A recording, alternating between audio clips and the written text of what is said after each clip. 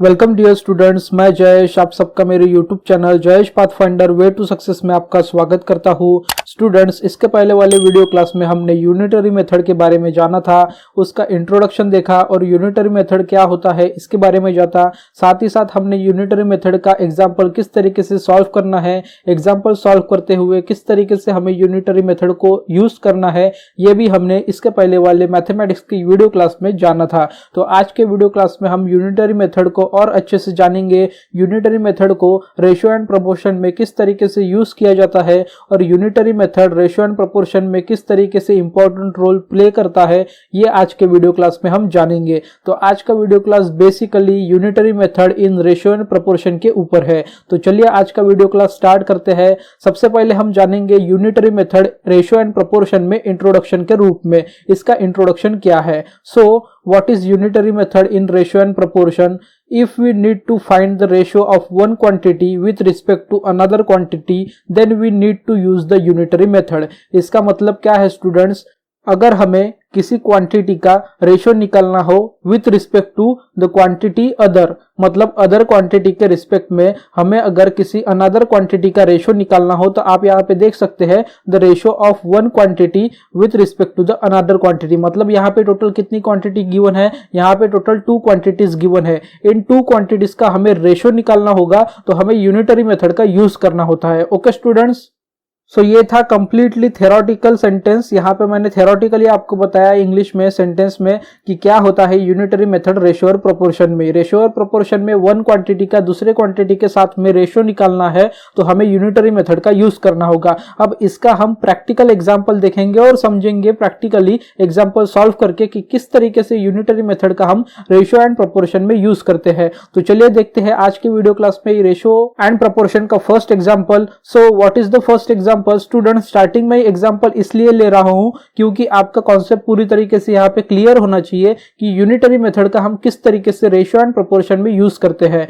सो students, ये जो first question है, यही क्वेश्चन मैंने कम्युनिटी सेक्शन में जो डेली क्विज के क्वेश्चंस अपलोड किए जाते हैं वहां पे इस क्वेश्चन को मैंने दिया था सॉल्व करने के लिए। तो अगर किसी स्टूडेंट को ये क्वेश्चन सॉल्व नहीं किया गया हो या फिर उनको कुछ कंफ्यूजन हो या फिर कुछ क्लियर करना हो, कुछ डाउट्स हो, तो यही क्वेश्चन इसीलिए मैंने इस एग्जाम्पल में लिया है। तो ध्यान से देखिए, क्वेश्चन को नोट डाउन कीजिए और आंसर को भी नोट डाउन कीजिए। अगर समझ में नहीं आता है तो फिर से वीडियो को पॉज कीजिए, फिर से बैक जाइए, फिर से वीडियो को स्टार्ट कीजिए और अगेन देखिए। ओके, जब तक आपको समझ में नहीं आता तब तक देखिए। तो चलिए क्वेश्चन नंबर फर्स्ट जानते हैं क्या है। इनकम ऑफ अमीर is ₹12,000 per month and that of Amit is ₹1,91,520 per annum. If the monthly expenditure of each of them is ₹9,960 per month, find the ratio of their savings.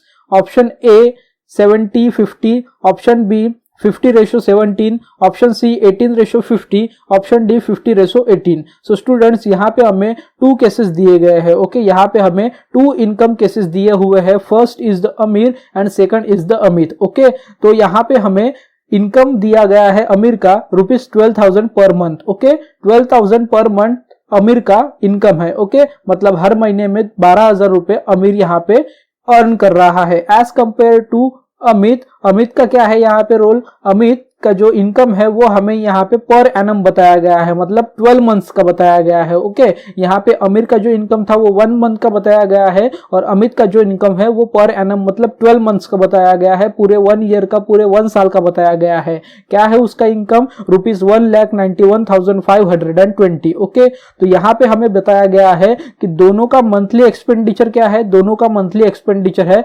₹9,960 per month. Okay, तो हमें यहाँ पे क्या करना है? Find the ratio of their savings. उनकी जो savings है एक्सपेंडिचर को छोड़ के, एक्सपेंडिचर मतलब खर्चा, जो हम हमारे डेली नीड्स के लिए या फिर कुछ और चीज के लिए पैसों को खर्च करते हैं। ओके, उसे एक्सपेंडिचर कहा जाता है। तो यहाँ पे हमें एक्सपेंडिचर को छोड़ के उनका जो सेविंग्स है उनका रेशियो निकालना है। ओके, तो यहाँ पे हम रेशियो निकालेंगे इनका, ratio of one quantity with respect to the other quantity. Okay, Amir और अमित का, तो ये यहाँ पे निकलेगा किस तरीके से? यूनिटरी मेथड को यूज करके। तो चलिए क्वेश्चन नंबर 1 के आंसर का सॉल्यूशन फाइंड आउट करते हैं। तो स्टूडेंट, स्क्रीन पे आपको सॉल्यूशन दिख रहा होगा कि किस तरीके से सॉल्यूशन यहाँ पे हम फाइंड आउट करेंगे। तो चलिए स्टेप बाय स्टेप पे आपको समझा के बताता हूँ कि किस तरीके से हम इस क्वेश्चन को सॉल्व करेंगे। तो सबसे पहले हम जान लेते हैं गिवन क्या है। ओके, सो यहाँ पे हमें सेविंग्स ऑफ अमीर पर मंथ सबसे पहले फाइंड आउट करेंगे। क्या करेंगे? सेविंग्स ऑफ अमीर। ओके, अमीर का मंथली पेमेंट क्या था? अमीर का मंथली पेमेंट है ₹12,000। ओके,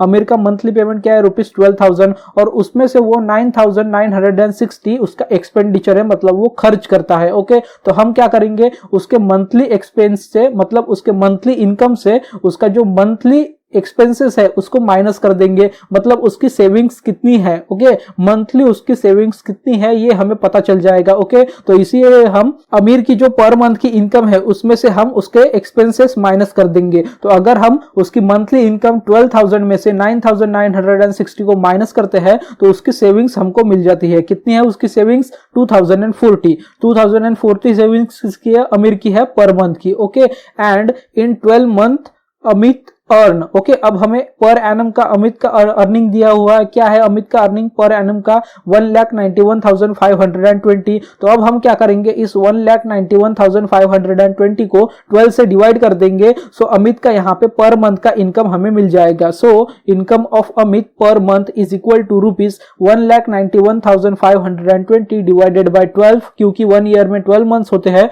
तो अगर हम 12 से 1,91,520 को डिवाइड करते हैं तो हमारा आंसर आता है 15,960। ओके, हमारा आंसर क्या आता है? 15,960। तो 15,960 अमित का पर मंथ का इनकम हो गया। अब उसकी अमित की सेविंग्स निकालने के लिए हम क्या करेंगे? इस पर मंथ के इनकम में से हम एक्सपेंडिचर मतलब एक्सपेंसेस माइनस कर देंगे। सो savings of Amit per month is equal to 15,960 उसका मंथली इनकम माइनस एक्सपेंसेस क्या है मंथली? 9,960। तो उसका जो सेविंग्स होता है वो सेविंग्स क्या होता है? उसका सेविंग्स होता है ₹6,000। यहाँ पे अमीर यहाँ पे फर्स्ट केस में कितना सेव कर रहा है मंथली? 2040 और अमित यहाँ पे कितना सेव कर रहा है पर मंथ? 6,000। ओके स्टूडेंट्स, अब हम क्या करेंगे यहाँ पे? अब हम करेंगे इनका रेशो। ओके, सो अगर हम इनका रेशो लेते हैं तो हमारा रेशो क्या आता है उनके सेविंग्स का? हमारा रेशो आता है उनके सेविंग्स का 2040 अमीर रेशो 6,000 अमित। ओके, अब यहाँ पे हमें डायरेक्टली ये आंसर अगर गिवन होता तो हमारा आंसर यहाँ पे आ जाता, लेकिन हमें ये आंसर गिवन नहीं है ऑप्शन में, इसलिए हम क्या करेंगे? इन नंबर्स को हम रिड्यूस करेंगे। इन नंबर को क्या करेंगे? हम रिड्यूस करेंगे। अगर हम 2040 और 6,000 को रिड्यूस करते हैं तो उसका आंसर आता है 1,020 रेशो 3,000। अगर 3,000 और 1,020 को अगर हम रिड्यूस करते हैं तो उसका आंसर आता है 510 एंड 15,000। देन अगर हम रेशो 510 रेशो 15,000 को रिड्यूस करते हैं तो उसका आंसर आता है 255 ratio 750।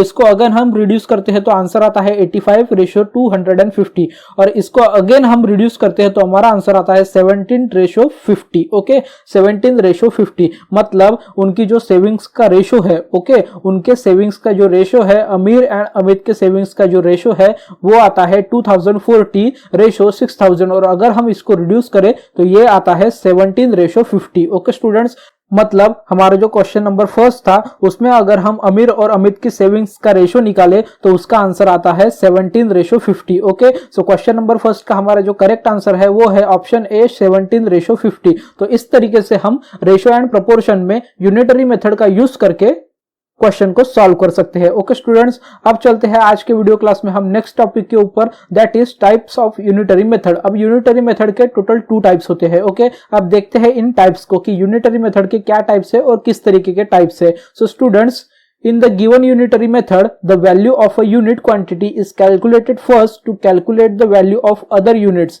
It has 2 types of variations. Okay, तो यहाँ पे हमने क्या देखा था इसके पहले वाले वीडियो क्लास में भी और आज भी, यूनिटरी मेथड में हम क्या करते हैं? किसी मल्टीपल क्वांटिटी से हम सिंगल क्वांटिटी का वैल्यू फाइंड आउट करते हैं, देन सिंगल क्वांटिटी से हम फिर से मल्टीपल वैल्यूज का क्वांटिटी का वैल्यू फाइंड आउट करते हैं। ओके स्टूडेंट्स, तो इस तरीके का जो यूनिटरी मेथड होता है इसके टोटल 2 टाइप्स है। कितने टाइप्स है? 2 टाइप्स, मतलब 2 वेरिएशंस है। तो चलिए इन 2 टाइप्स मतलब 2 वेरिएशंस को जानते हैं। तो सबसे फर्स्ट टाइप या फिर सबसे फर्स्ट वेरिएशन है वो है direct variation and the second variation that is second type is inverse variation. मतलब यूनिटरी मेथड के टोटल 2 टाइप्स है।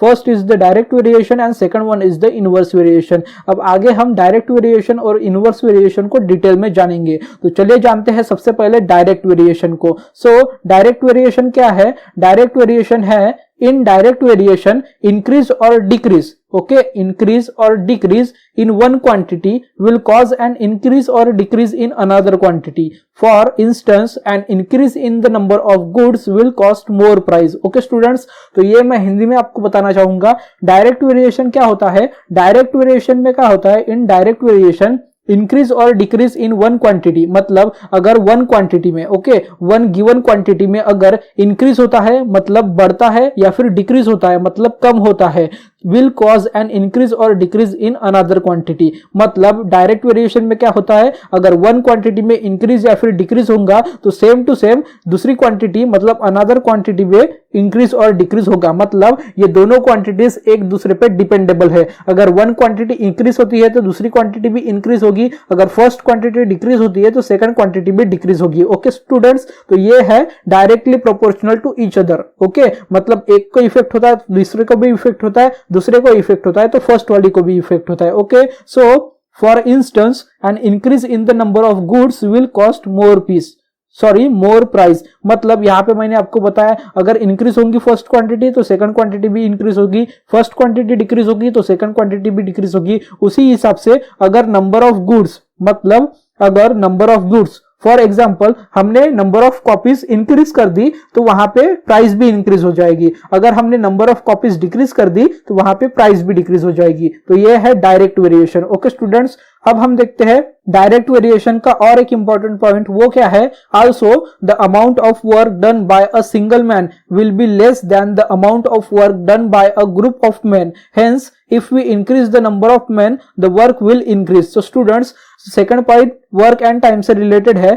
if also the amount of work done by a single man will be less than the amount of work done by a group of men, मतलब अगर कोई piece of work single man मतलब अकेला आदमी करता है तो वो लेस रहेगा। ओके, वो क्या रहेगा, लेस रहेगा। लेकिन अगर ग्रुप ऑफ मैन वही काम करते हैं तो वो ज्यादा रहेगा। ओके, सो अगर सिंगल आदमी एक काम करता है तो उसे टाइम भी ज्यादा लगेगा और वर्क भी कम होगा। ओके, लेकिन ग्रुप ऑफ मैन काम करते हैं, ग्रुप ऑफ मैन वर्क करते हैं टुगेदर तो यहाँ पे टाइम भी कम लगेगा और वर्क भी ज्यादा होगा। Okay, hence if we increase the number of men the work will increase। मतलब यहाँ पे अगर हम नंबर ऑफ मेंस ओके मतलब वर्क पावर अगर हम इंक्रीज करते हैं तो यहाँ पे वर्क भी ज्यादा होगा। ओके, तो ये भी डायरेक्ट वेरिएशन का ही एक चैप्टर है, ये मतलब डायरेक्ट वेरिएशन का ही एक पॉइंट है। अगर हम किसी वन क्वांटिटी को इंक्रीज करते हैं तो सेकंड क्वांटिटी भी इंक्रीज होगी, वन क्वांटिटी को डिक्रीज करते हैं तो सेकंड क्वांटिटी भी डिक्रीज होगी। ये थोड़ा इंपॉर्टेंट है डायरेक्ट वेरिएशन, इसीलिए मैं बार बार आपको एक ही लाइन पे फोकस करके बता रहा हूं कि किस तरीके से direct variation unitary method ratio and proportion में यूजफुल है। ओके स्टूडेंट्स, तो चलिए अब हम देखते हैं सेकंड वेरिएशन मतलब इनडायरेक्ट वेरिएशन। सो इनडायरेक्ट वेरिएशन क्या होता है, so it is the inverse of direct variation. मतलब ये डायरेक्ट वेरिएशन हमने अभी जो देखा उसका उल्टा है, उसका अपोजिट है। इनवर्स मतलब उल्टा या फिर opposite. Okay, so direct variation के अपोजिट इनडायरेक्ट वेरिएशन में क्या होता है, if we increase a quantity then the value of another quantity get decrease. Direct variation में क्या होता था, अगर हम एक क्वांटिटी को इंक्रीज करते हैं तो सेकंड क्वांटिटी भी इंक्रीज होती है। लेकिन इनडायरेक्ट वेरिएशन में क्या होता है, if we increase a quantity, अगर हम वन क्वांटिटी को इंक्रीज करते हैं then the value of another quantity get decreases. अगर हम फर्स्ट क्वांटिटी को इंक्रीज करते हैं तो सेकंड क्वांटिटी यहाँ पे डिक्रीज होती है, अगर सेकंड क्वांटिटी को इंक्रीज करते हैं तो फर्स्ट क्वांटिटी यहाँ पे डिक्रीज होती है। मतलब ये इनवर्सली प्रोपोर्शनल है। ओके, एक बढ़ता है तो दूसरा कम होता है, दूसरा बढ़ता है तो फर्स्ट वाला कम होता है। ओके स्टूडेंट्स, ये है इनडायरेक्ट वेरिएशन। सो स्टूडेंट्स, अब हम इनडायरेक्ट वेरिएशन का भी एक सेकंड एग्जाम्पल देख लेते हैं, मतलब सेकंड पॉइंट देख लेते हैं। For example, if we increase the speed, okay, if we increase the speed then we can cover the distance is less time. अगर हम स्पीड को इंक्रीज करते हैं तो हम डिस्टेंस को कम टाइम में कवर कर पाएंगे। So with an increase in speed, अगर हम स्पीड को इंक्रीज करते हैं तो हमारा जो ट्रेवलिंग टाइम है वो डिक्रीज हो जाएगा। ओके, तो यहाँ पे इनडायरेक्ट वेरिएशन स्पीड और टाइम के लिए बहुत ही यूजफुल है। अगर हम कार से जा रहे हैं, ओके, अगर हम कार से जा रहे हैं, अगर हमारी कार की स्पीड है 50 किलोमीटर पर आवर, ओके, तो हम ए पॉइंट से बी पॉइंट में जाने के लिए अगर हमें 2 आवर्स लग रहे हैं 50 किलोमीटर पर आवर की स्पीड से, अगर हमने स्पीड को इंक्रीज कर दिया, मतलब फर्स्ट क्वांटिटी को हमने यहाँ पे इंक्रीज कर दिया, अगर हमारी स्पीड हो गई 100 किलोमीटर, ओके, अगर हमारी स्पीड हो गई 100 किलोमीटर तो जो डिस्टेंस है वो कम हो जाएगा, डिस्टेंस 1 आवर लगेगा हमको, क्योंकि 50 की स्पीड पे हमें 2 आवर्स लग रहे थे, तो 100 की स्पीड पे हमारा जो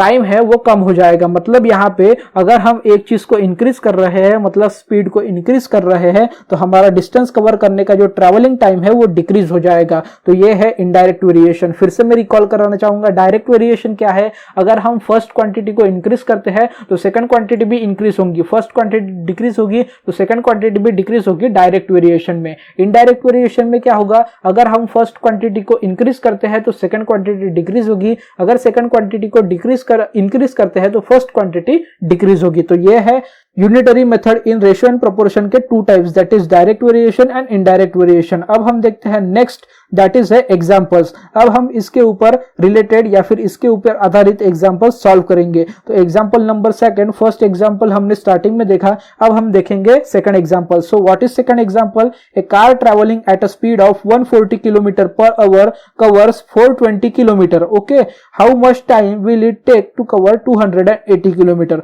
option A 1 hour, option B 2 hour, option C 3 hours and option D 4 hours. Students, a car travelling at a speed of 140 kilometre per our. यहाँ पे एक कार ट्रैवल कर रही है और उसका स्पीड क्या है? 140 kilometre per our, means 1 our में वो 140 किलोमीटर कवर कर रही है डिस्टेंस। ओके, यहाँ पे उस कार को टोटल 420 किलोमीटर कवर करना है, यहाँ पे उस कार को टोटल 420 किलोमीटर कवर करना है। So how much time will it take to cover 280 kilometre? Okay students, तो स्टूडेंट्स यहाँ पे हमें टोटल 3 डिफरेंट चीज बताई गई है, थिंग्स बताई गई है।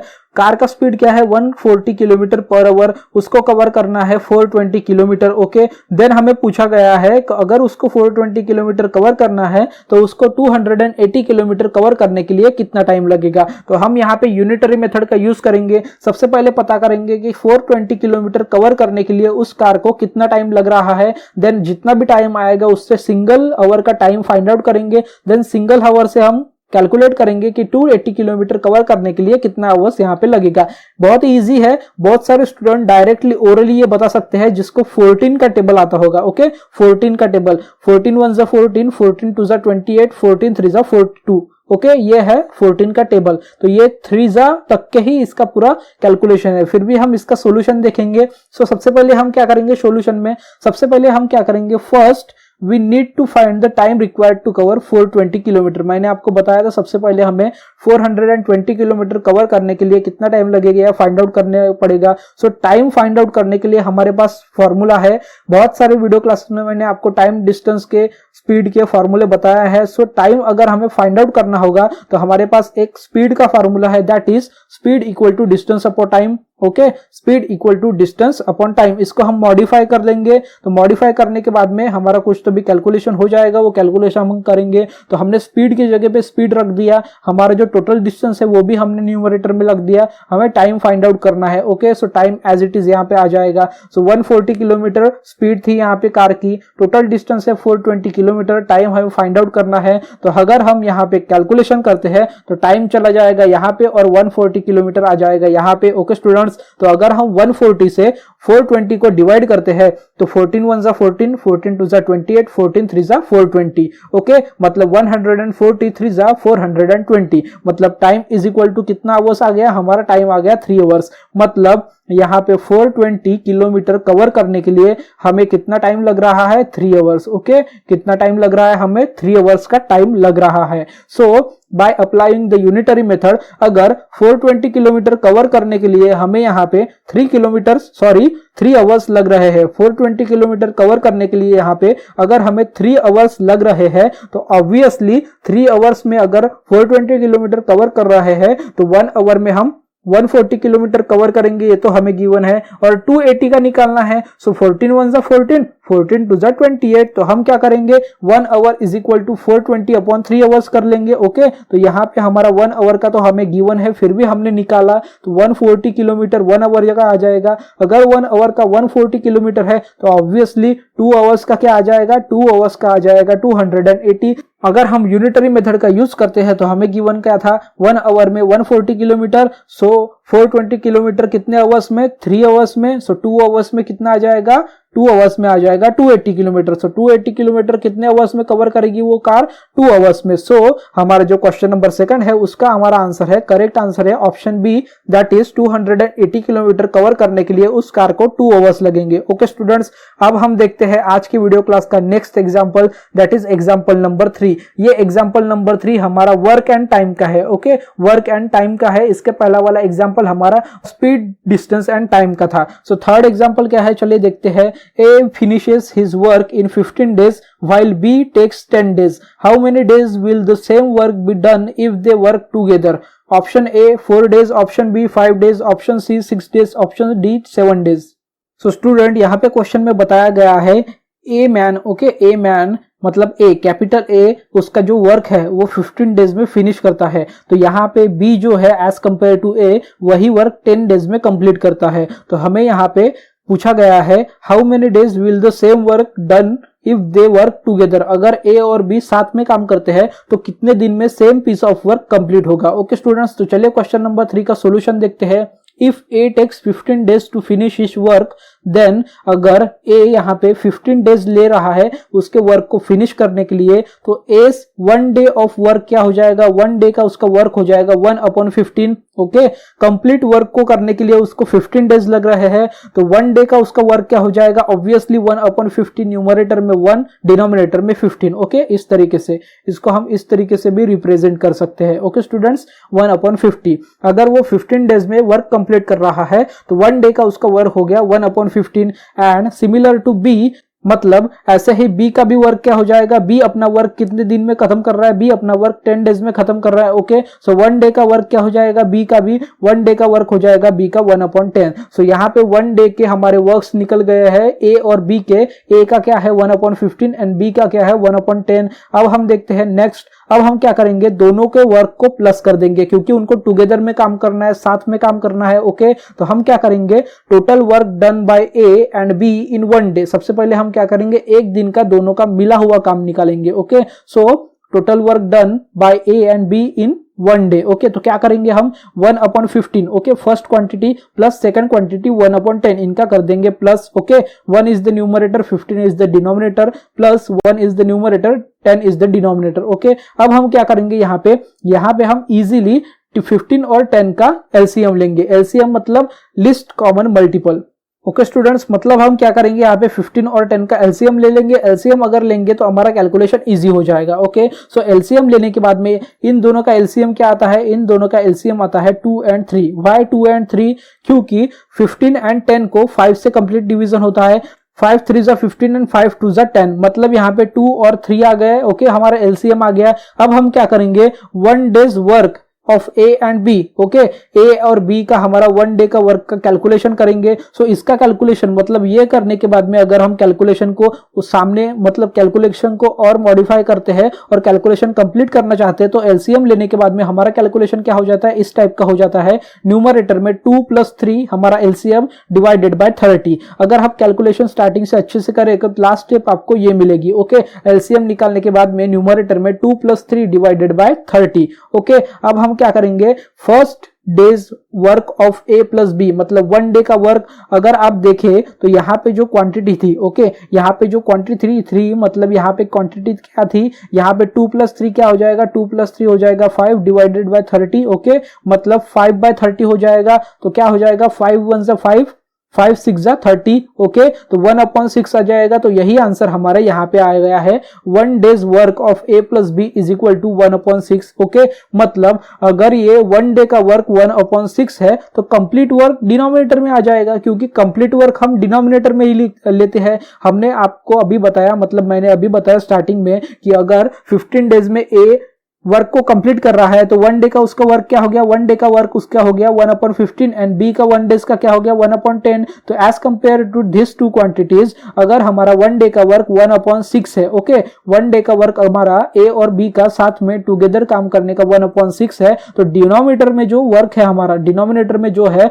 वो हमारे टोटल डेज हो गए। ओके, तो कंप्लीट डेज कितने लगेंगे? इनको कंप्लीट डेज इनको साथ में काम करने के बाद में उस वर्क को फिनिश करने के लिए टोटल डेज कितने लगेंगे, 6 डेज लगेंगे। सो क्वेश्चन नंबर 3 का हमारा जो करेक्ट आंसर है वो है option C, that is 6 days. Okay students, so students ये था हमारा आज का वीडियो क्लास। आज के वीडियो क्लास में हमने यूनिटरी मेथड को पूरी तरीके से कंप्लीट कर लिया है। फर्स्ट वाले वीडियो क्लास में हमने यूनिटरी मेथड का इंट्रोडक्शन जाना था यूनिटरी मेथड क्या होता है, किस तरीके से उसका यूज किया जाता है। आज के वीडियो क्लास में हमने unitary method in ratio and proportion में जाना, जिसमें हमने स्पीड, डिस्टेंस एंड टाइम के भी एग्जाम्पल सॉल्व किए और हमने वर्क के भी एग्जाम्पल सॉल्व किए। ओके स्टूडेंट्स, तो इस तरीके से यूनिटरी मेथड के टोटल 2 टाइप्स होते हैं। इस तरीके से यूनिटरी मेथड को रेशियो एंड प्रोपोर्शन में यूज किया जाता है, जिसमें वर्क डन के भी फॉर्मूले आते हैं, वर्क एंड टाइम के भी फॉर्मूला एंड एग्जाम्पल आते हैं, स्पीड, डिस्टेंस एंड टाइम के फॉर्मूला एंड एग्जाम्पल आते हैं। इस तरीके से हमें इसका यूज करना है और क्वेश्चंस को सॉल्व करना है। ओके स्टूडेंट्स, सो स्टूडेंट्स आज के वीडियो क्लास में अगर आपको कुछ डाउटफुल हो या फिर कुछ समझ में नहीं आया होगा तो प्लीज मेरी आपसे रिक्वेस्ट है कि आप फिर से वीडियो को वॉच कीजिए, बार बार वीडियो को देखिए, क्योंकि मैथमेटिक्स हार्ड सब्जेक्ट है, मैथमेटिक्स इजी सब्जेक्ट नहीं है। जब तक आपको कैलकुलेशन समझ में नहीं आएगा तब तक आपका पूरा मैथमेटिक्स क्लियर नहीं होगा। इसलिए जब तक आपको समझ में नहीं आता है तब तक वीडियो को रिपीट कर करके बार बार देखिए, क्वेश्चन को नोट डाउन कीजिए, प्रैक्टिस कीजिए, किस तरीके से सॉल्व किया है वो देखिए। अगर फिर भी किसी स्टूडेंट को कोई डाउट है या फिर कुछ समझ में नहीं आया होगा तो वीडियो के नीचे कमेंट सेक्शन में जाके आप कमेंट में अपने डाउट्स या फिर जो कुछ भी समझ में नहीं आया होगा वो आप कमेंट में मुझे पोस्ट कर सकते हैं। मैं आपके डाउट्स, आपको जो भी क्वेश्चन या फिर कुछ भी समझ में नहीं आया होगा तो उसके डाउट्स के आंसर रिप्लाई करके कमेंट बॉक्स में कमेंट जरूर करूंगा। सो स्टूडेंट्स आज का वीडियो क्लास अगर आपको इन्फॉर्मेटिव लगा हो, हेल्पफुल लगा हो, अच्छा लगा हो तो प्लीज वीडियो को लाइक कर दीजिए, साथ ही साथ वीडियो को शेयर भी कर दीजिए। और इसी तरीके के मैथमेटिक्स के, मेंटल एबिलिटी के और इंग्लिश लैंग्वेज के पैसेज के वीडियो क्लासेस के लिए मेरे चैनल जयेश पाथफाइंडर को सब्सक्राइब कर दीजिए। Thank you students.